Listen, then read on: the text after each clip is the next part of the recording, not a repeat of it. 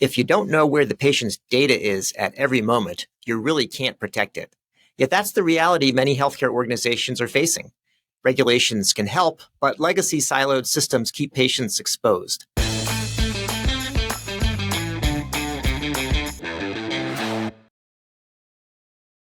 Welcome to CareTalk, America's home for incisive debate about healthcare business and policy. I'm David Williams, president of HealthBiz Group.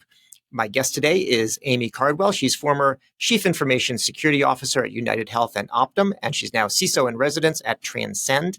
I'm looking forward to speaking with Aimee about what risks she sees lurking and the difference between compliance and security, and what modern architectures and workflows should look like.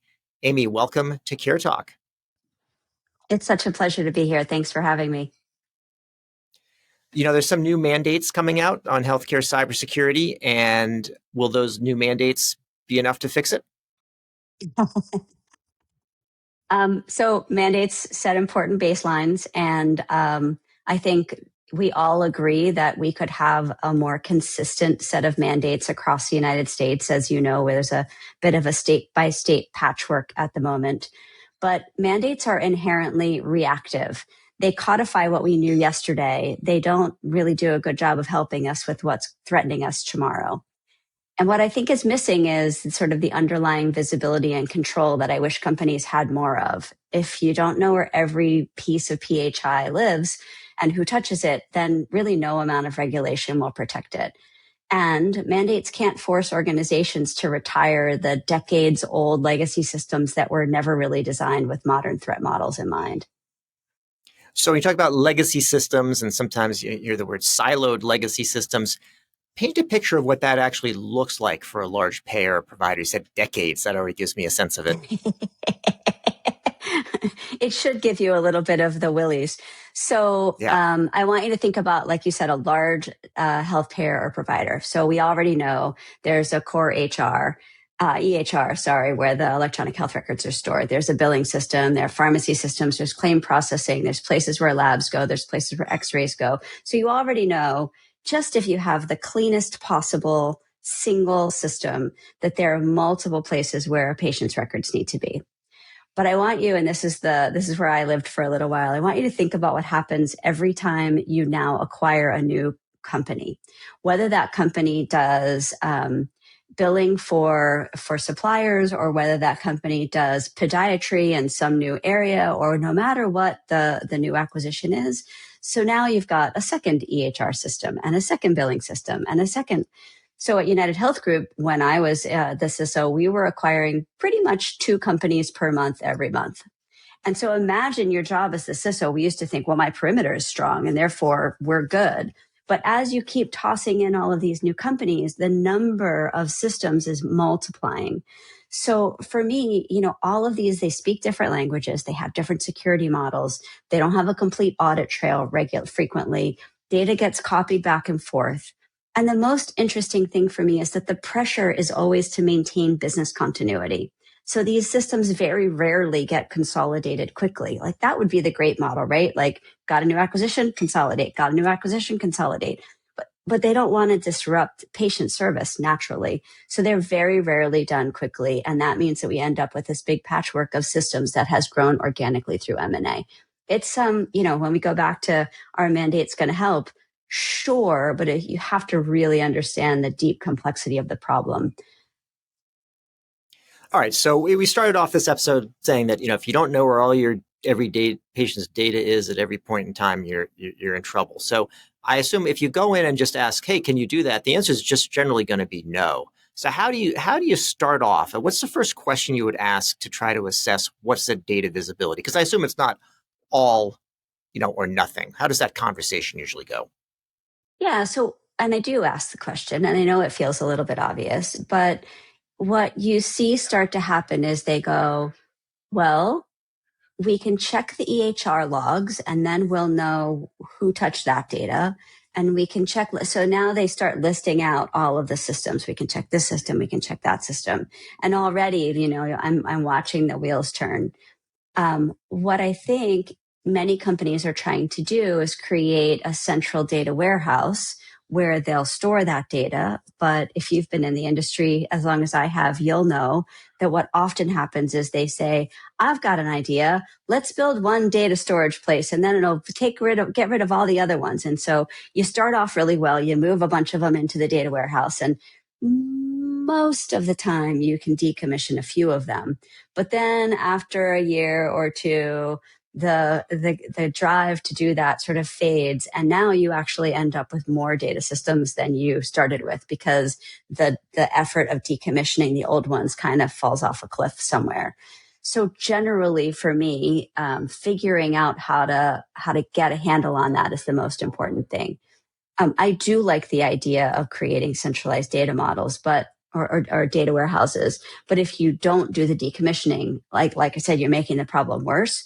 So one of the things I try to do is sort of start from the bottom and say, what are the things that are being used the least? How do we start to clean those up? And then we take the next chunk of 10, and then we take the next chunk of 10. If we can start at the bottom and generate some, a little momentum, then frequently once we start rewarding those systems for, we reward the teams and we reward the developers for decommissioning a system, then other people try to climb on board that as well. I'll tell you though, the problem is where the data is that you don't know where it is. So one of my clients, I once worked with a client that had data, 14 years of patient data stored in the invoices folder of the finance team. And you're going to say, what was the patient data doing in the invoices folder? But it makes total sense when you ask, because they say, well, we bill the customers and we bill our medical customers, and we have to say, well, Aimee has this condition and this is what we did for her. And, David has this condition and this is what we did for him. And so they had essentially all of the PII in condensed format on every invoice so that they could demonstrate what work they'd done and why they should get paid. None of that ever got cleaned out. So for me, the problem is even less the where the data is that you know it is, and even more where the data is that you don't know it is. Got it. All right. Sounding complicated. I was going to say you were making it sound a little bit easier in the sense that, like any kind of big overwhelming, deal thing that you're dealing with, you could say, if I could break it into more manageable tasks, in your example, Yep. let's start at the bottom, pick off some of these things and decommission those that should have been done. But now I'm hearing about risk coming in from a few different directions. So I guess it's not as easy as it sounds, I guess, is the answer to that. Not as easy as it sounds. And you don't know what you don't know. And that's the part that always bites you. So where do you find the risk most often originating? I don't even know if this question makes complete sense, because you already mentioned from these, acquisitions that are coming in, and then for data that you have, but you don't know where it is, but a hacker might find it before you do. But are there things like, people are concerned about like their endpoints? Did we talk about like identity and privilege management? There's third parties, there's APIs, there's misconfigurations. I mean, is it even logical to consider, what the sources of risk are and how do you prioritize them? Yeah. And, I think one of the places where that always keeps me up at night is vendor risk, because we know that we put all this risk language in the contract and we obligate our vendors to keep certain standards, and we look at their SOC 2 Type 2 and or their high trust ratings. But we also know that that's a point in time. It frequently happens once a year. And that all of the questionnaires that we send out, all of the information that we ask for, all of the documents that they give us, they're only as trustworthy as the people who filled them out. I think you and I both know that if you really want to, you can snow an auditor. So there's really no guarantee and no way to guarantee that your vendor is going to uphold the same security principles as you do. And so if we were just talking about what it's like inside of a major healthcare system, what's it like inside of a major vendor that services 50 healthcare systems? Is it any cleaner? I don't know. How many acquisitions have they done? So it's probably not any cleaner. And what happens is, the vendor has an incident and then they have to contact all of your patients. I'm sure you've also been a target, as I have, where you open up an email or a mail and you learn that your information has been compromised and you've never even heard of the company that compromised it. And so that's sort of part of the problem as well, is you still get blamed as a company if your vendor gets compromised, and there's really very little control that you have. If a company really wanted to clean up their internal systems, they could. If they really wanted to clean up a vendor systems, what are you going to do about that? Yeah, you have to, I guess, buy them and have the same problem that you had with all these other acquisitions. Oh, let's add some more data sources to our data sources. Yeah. All right. So how about not just adding data sources, but now adding, it's like the electronic medical record. Start with that, but it doesn't do everything that you want it to do. So there'll be these add-ons, there'll be file sharing, and then almost inevitably people are going to create some, shadow IT because the big EHR is not doing what it needs to do. How does that complicate things? Well, you can't blame a physician or someone who's running a healthcare practice or an office for wanting to use a new scheduling system or a calendaring system. But of course, when they do that, they have now exposed patient data to another interface that you may or may not know about. And you won't think that they're bad people if they're trying to find new ways to bill or better economies of scale, or if they're trying to make or understand their patient community better. And in order to do that, they might download a spreadsheet to Excel or now to AI so that they can do some analysis. And it all sounds perfectly reasonable and normal when you put it that way, but that is exactly what you're talking about. It's how data gets out of the ostensibly controlled systems that we think that they're in and into somebody's desktop, somebody's laptop, some third-party AI, some scheduling tool. And that's where, more of the places where things bite you from the side. There have been times as a CISO when I've seen patient data come back to us, and it took us a really long time to figure out where that patient data came from. You essentially have to look at that set of patients and say, what do these patients have in common? And it could be like, oh, this dentist over here has that set of patients, and therefore it must have come from that facility. And that's really tough forensic work to do. So I can't blame the poor dentist office for trying to do the right thing. And yet they created another data source that then causes damage to the larger company. So let's talk about AI for a second. And, are these LLMs, like ChatGPT or Claude, are they fundamentally different from one of the examples you've given of, copying it off to some other, shadow system? Is it different to say, hey, I'm going to try to I can't figure out this patient. I'm just going to put this in here and maybe it'll come up with a diagnosis or some suggestion for me. Is that different than what's been done to date?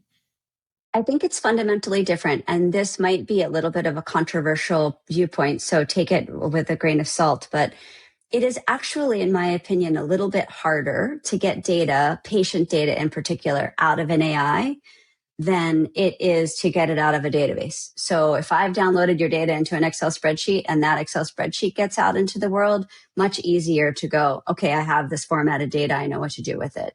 If I've uploaded that data into an AI and said, make an analysis, tell me what's interesting about this data, it's very difficult for me to then know that the data was in there. But, if you start asking questions of the AI to say, can you show me some patient data?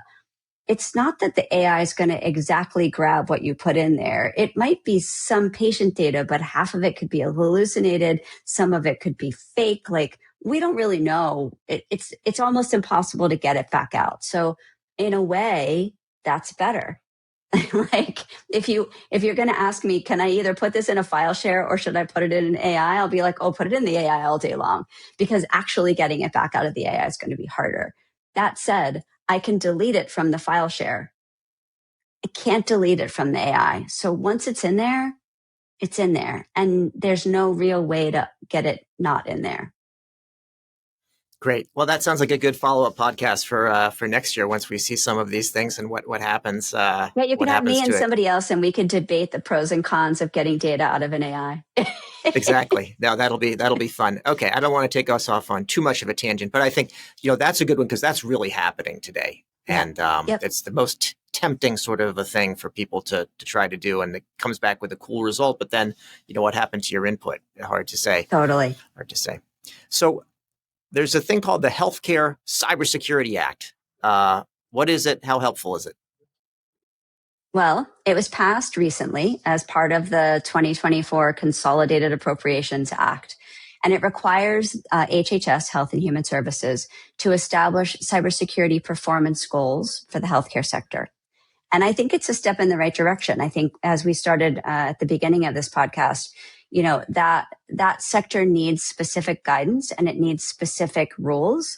And I think it should be done at the federal level, not at the state level, because the patchwork is just really hard to keep up with. But the challenge is implementation. So while I think the performance goals are helpful, they need to be paired with resources and realistic timelines. And you know as well as I do that most healthcare organizations, especially rural hospitals and small practices, are already struggling to meet existing requirements. Sometimes the IT guy is the janitor and he also is the receptionist. And, without funding or technical assistance, I think it's going to be really tough for a lot of practices to comply with those. And it ends up being an additional burden without meaningfully improving our security posture.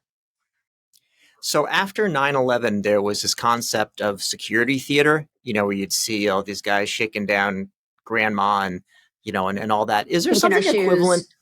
Yeah. Take the shoe off, because this one guy, Richard Reed, had the shoes. And I'm thinking, there's all these things to make it look good. There's a lot of spending. There's a lot of notification. But if I'm an actual bad guy, I'm probably not going to do the thing that the previous guys did exactly. Is there something analogous in security or privacy with sort of privacy theater where you can check the box and have all this audit and say that's great for the auditor, but the actual bad guy that's going to take it doesn't care what's on the audit.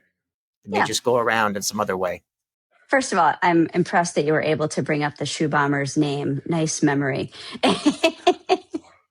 But I think you're absolutely right. And let's just use the vendor example that I used before. We send out long questionnaires to vendors and they give us big answers back. We ask for their SOC 2 Type 2 and they give us their SOC 2 Type 2 back. So all these are checkboxes, essentially. They're, yes, we do this. Yes, we do this. Yes, we do this. Does that mean all vendors are safe? No. And I think it's also very clear to anyone who's in the privacy and governance space that there are auditors who will really dig in and tell you the places where you need to improve. And there are auditors that you call when you want to get your SOC 2 Type 2 approved. One of them is, first of all, both of them have a place. But the one who tells you what you need to do differently, you generally don't publish that report. The one who does the great checkbox and the SOC 2 Type 2, that's the one you publish. And so I think you need both, right? I mean, ideally we wouldn't have the one that just does the checkboxes, but just because a company hired an auditor that is happy to pass the audit, successfully with no findings, doesn't mean that they couldn't also have an auditor that's really doing the deeper analysis. They just don't have to publish those results necessarily. So I think that there is definitely, I completely agree with you that there's, leadership sees compliance check marks and see the SOC 2 Type 2 and they're like, great, our company's protected. We've done all this work. And that's just not really true. One of them is governance and one of them is security, and they're not exactly the same thing. So I've seen this term, this phrase, security that disappears into workflow. What is that? What does that look like? Yeah, I like to call it having the secure path be the path of least resistance. I want the user experience to be seamless, and I want the security architecture to operate underneath. Let's use multi-factor authentication as an example. If you've got a passkey set up really well on your Mac, it does the Face ID and you're logged in and you didn't have to do anything. You have to remember a password. That's a beautiful example of security that disappears into workflow. But let's take the example of maybe two medical offices merging together. They use different EHRs, but you're a patient at both of them. So now your doctor, in order to get a full view of your medical history, has to log into system A to see what happened over there and log into system B to see what happened over there. That is not security disappearing into the workflow. That is a doctor having two separate logins into two separate systems and having to mentally pull that data together. That's just not as safe. And many clinicians are going to try to work around that. And then the workaround is what causes the shadow IT, which then causes the data to be in weird places. Does that make sense? It does. And I was thinking, maybe tell me if this kind of analogy works for it. So you think about like in safety, like physical safety, that you want to make things so that the simplest thing is actually the thing that whatever you're going to do is actually the safe one. So that you just do that. You don't have to remind somebody. And if you make it otherwise, they're going to do something that's dangerous and you're going to have an accident. But you don't have to constantly train them to do it because it's the easiest thing to do anyway. It's a safe thing. Think about, and that's a great example. We had to learn to put our safety belts on. I am old enough that I remember a time before that was a thing that we had to do all the time when I was a kid. And then there was a huge campaign and they were click it or ticket and everybody was putting their safety belts on. But now we have airbags and anti-lock brakes. You don't have to do anything. You crash and they do the thing. And that's what we really want, is we want protection and safety and authentication to happen without me actually having to think about doing it. So let's talk about, what a modern healthcare data and security architecture looks like. You talked about the legacy, the silo, the decades old. But if we're starting now, or if we're just going to catch up, what should it look like? Oh, let's make a healthcare startup. That sounds fun. So the first thing I want is unified data visibility. I want a single source of truth that shows where all of the sensitive data exists, how it flows, and who accesses it. And when it goes outside of my org, I want to tokenize it so that I can see what happened to it when it left my organization as well. And then, there's a lot of talk about zero trust, but I want identity-centric security. The same security principles that have always applied continue to apply, which is I want only the people who are authorized to see the data to be able to see the data, which means the secretary can't see the boss's data. It means that one doctor can't see another doctor's data, another patient's data, unless the patient has authorized that. So identity-centric security with zero trust principles. And then lastly, and I think this is a place where we are only now just having the tool sets that make this possible, real-time monitoring and automated response. So not just logging after the fact for doing forensics, but actual real-time monitoring.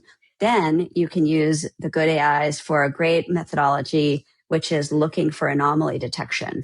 So if you already know what generally, patient record access looks like, and then you get one that looks different, the AI raises its hand and is like, hey, something weird is happening here.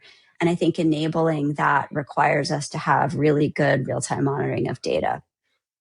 But you also need data encryption throughout the lifecycle, same principles as always, and API security is a place that, I think as we're looking into more and more interoperability, making sure that your data is encrypted both at rest and in transit is really important. Great. And well enough encrypted that you can't break it so easily.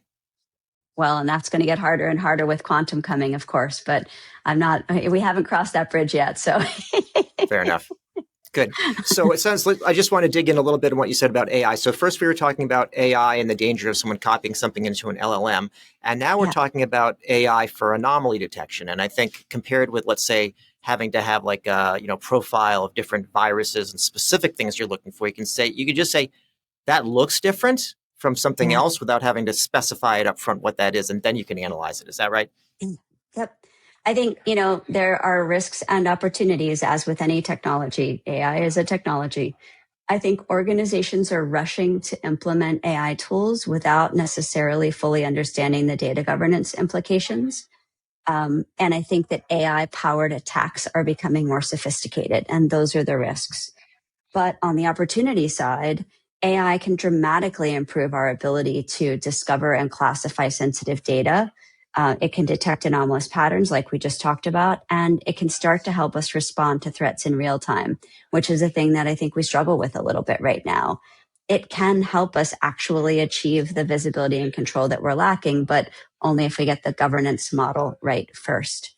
I've even started to see tools now that I'm super impressed by, that if just like whatever you use to patrol all of your endpoints, they have now separate endpoint control mechanisms that if a user logs into any AI and enters information that the system thinks is either sensitive or company confidential, it will automatically redact that from the AI prompt.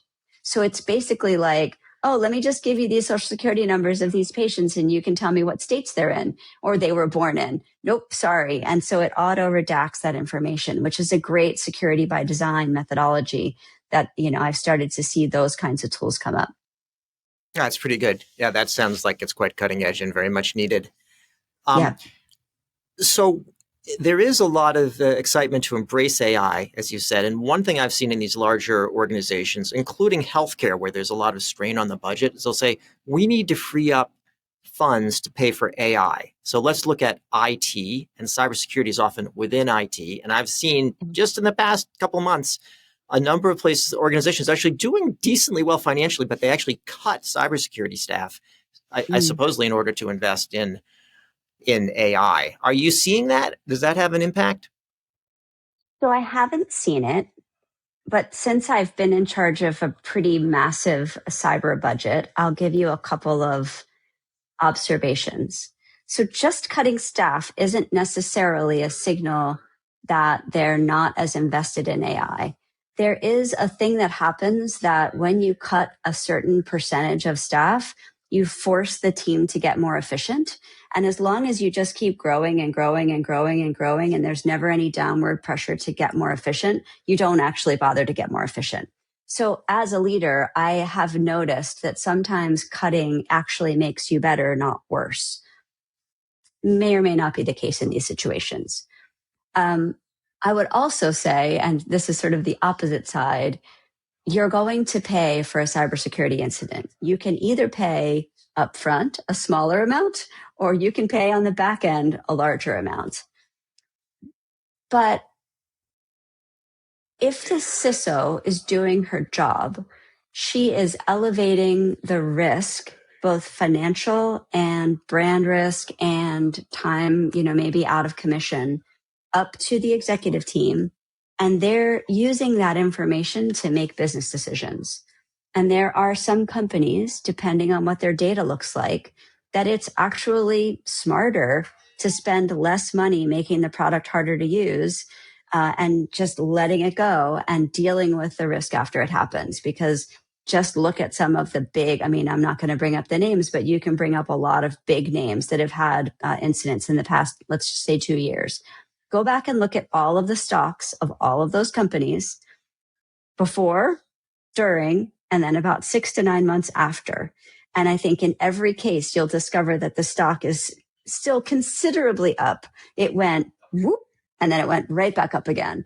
So we have to remember that these are business risks. We can't only see them as cybersecurity risks. The cybersecurity risk is elevated in order to allow the business to make its own decisions about where it wants to spend its money. So if I were running a large healthcare system and looking to invest in cybersecurity, to what extent should those capabilities be built inside versus outsourcing? What's the right balance? I love this question. Obviously, it's not binary. I think the best approach is a strategic hybrid approach. There are going to be core capabilities that you're probably going to want to keep in-house, like security architecture, risk management, and sort of how you want to deal with incident response. It doesn't mean you have to do incident response in-house, but you have to decide what your incident response program is going to look like in-house. Because for those things, you need people who really understand your environment, your clinical workflows, and your business's regulatory requirements. But you're also not always the best person to do all of the services. And so just like we don't rewrite the Microsoft Office suite for ourselves every time we want to go to a new company, because it's not our core competency, we hire third-party companies to give us the services to those tools. So I would say 24/7 security operations for most companies don't need to be in-house. I would say threat intelligence. I would say deep advanced forensics. As a fractional CISO, I've got lots of deep forensics companies that I'll call because nobody does that really well in-house. So it kind of depends on the size of your organization, but I would say stick to your knitting. In the places where only you have the information that's going to make you most successful at that task, great, call that an internal task. But don't try to reinvent the wheel for a third-party service that does it better. One more thing I'll add to this, because I see this with a lot of younger CISOs. all of the costs of all of those vendors have a huge amount of negotiation possibility. And so I think I know I've seen a lot of younger CISOs get a cost from a third party and be like, $100,000 or $500,000, there's no way we can do that. And the reason that they give you that big cost is because about 10% of the people go, okay, great, thanks. And then they go pay that money. So negotiate. Yeah, sometimes you can get 50% reduced off of that amount of money, sometimes more. Go figure out, talk to your peers. What are other people paying? Because you don't want to not use a third party service because you think it will be too expensive. Ideally, it's the best of both worlds. You get a cheaper service than you could provide in house because they've got economies of scale, and you get a better service than you can provide in house because they're the ones who are the experts at providing that service. Great. So let's say there's someone listening to this podcast, a new CISO, and she's going to go to this, she just got hired by this company, and she goes in and says, you know what, Aimee's right. I don't really have visibility into the PHI. Even the stuff that I know must be there, I can't see it. Never mind the stuff that she said, I don't know where it could be, and I don't even know it exists. What's the way that they should kind of go and get visibility quickly? Yeah. Well, there are lots of great data discovery tools. So use one of them. It doesn't really matter which one. You may already have one in-house by virtue of some of the other software applications you have. Don't wait for a perfect inventory. Get started when you've got stuff that you can get started on. You heard me say at the top of the show, try to find the things that are noise level first, like pick off some of the easy stuff at the bottom so that you don't start by having these big negotiations. And then we sort of talk about those wins and give people credit for those wins. And then as you're implementing those quick wins, hopefully you can also be implementing multi-factor auth for high privilege accounts, disabling unnecessary data exports wherever that's possible, put in some basic API monitoring. So I'm looking at how can you shrink the amount of data that's out there, and then at the same time sort of put closer protections in around the data. What is the right time frame for some? Let's say get those quick wins, and then what's the right time frame to get from a kind of a critical problem to saying, okay, I'm at a good level? Is that 6 months, a year, 2 years? What's the journey like? It's kind of an impossible question because it depends on the size of the company and the size of the systems. But I would say after you do your comprehensive data mapping, and you can start to create some baseline metrics for that. For a company the size of UnitedHealthcare, it's like the Golden Gate Bridge. It's an ongoing task. You're never finished. But for a smaller company, I think once you start to migrate or retire the highest risk legacy systems, then you can establish a kind of continuous compliance and improvement cycle that cause this to be a thing that can continue to provide benefits and features for the company. We do continuous scans to determine where PII shows up that we're not expecting it to. And I think that's really a best practice because you don't want to find out that, somebody made that spreadsheet or somebody dumped that data into an AI months after it happens. You kind of want to find out right away. So even if you say, well, we do those scans quarterly, is quarterly really enough? But for me, the biggest thing is just a continuous progress, not hurry up and do it and then let it fall off, and then hurry up and do it and then let it fall off. It's this is what we do. So getting that sort of that flywheel moving and making continuous progress is the most important thing.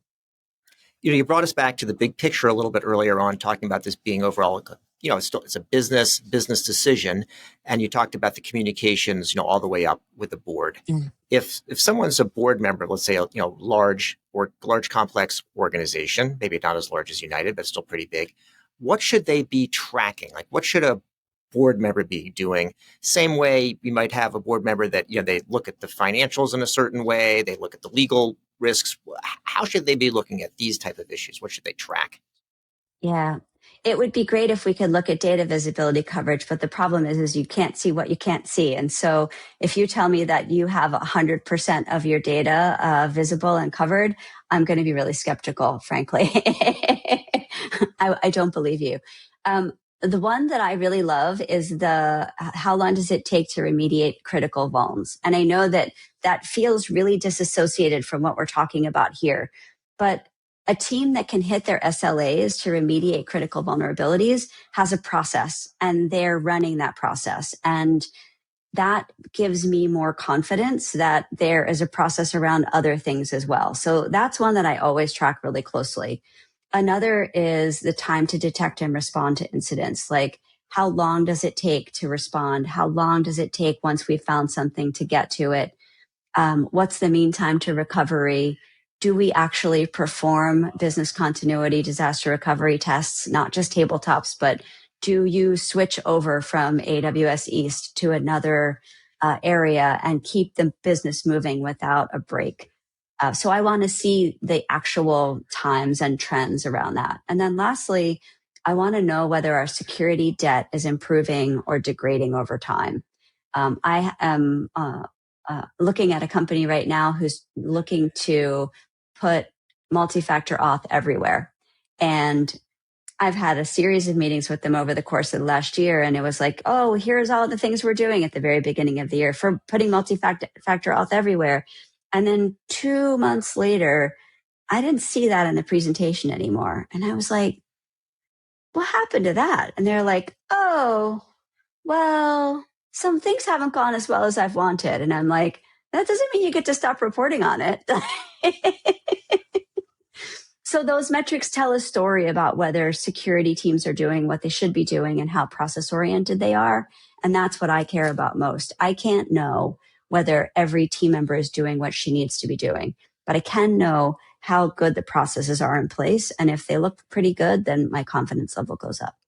Let's talk for another second about the first one that you mentioned about how quickly the patch cadence for the critical vulnerabilities in particular. One of the things I like about that is you can measure it with technical means. So going back to what you said about, how frequently are you scanning? Quarterly is not enough. So, but if you're scanning that, let's say, theoretically, almost continuously, you can actually you can measure how fast is that actually happening. There's no room to kind of blow smoke and say, oh, we didn't count this or that. Like, you can see it, it's there, and then it's gone. Somebody patched it. Yep. And it's really tough to fake. So back to the checkboxes conversation we had earlier on, it's like, nope, this is the data and here it is. So how'd you do with that? Yeah, love it. I love that measurement too. So last question for you is, I don't know if you can answer this, but do you have an example of what success looks like? Anything you can point to and say, that was really good? Well, I know what success would look like, and I know that we're all trying to work toward it. So you asked at the top of the hour, sort of what is the fundamental question? And we said, do you know where all your data is and who's accessing it? If I don't get a 15-second pause before they start to then diagnose each system, that would be something like what success looks like. So, when I was responsible for managing all of those acquisitions, I set up an acquisition program that we did this in a really interesting way. We said, what are the 25 most important controls that we want any company to have? And then we said, what are the 10 most important? We actually gave that list of the 10, no RDP, multi-factor, it's the most simplistic stuff. We gave that list to the acquisition target before close. Instead of saying, let me go review what your company's like inside, because, I'm not going to keep the business from buying the company anyway. So there's kind of pointless. I said, these are the things that I want you to demonstrate to me before close. And if you can't do that before close, we'll delay close until you can do just these 10 things. And because that's the moment when that acquisition target is really interested in being bought, they're going to work really hard to get those things done. So at least the moment they become part of your company, they're this tall. Now you need to get them up much taller, but you've already started a trend because it happened before they got acquired. And then you just grab onto that trend and you keep pulling and try to get them there. So that's another symbol for me of what good looks like is let's stop telling the business who they can and can't acquire and start thinking about how we're going to make these companies as safe and robust as they can possibly be once they get in.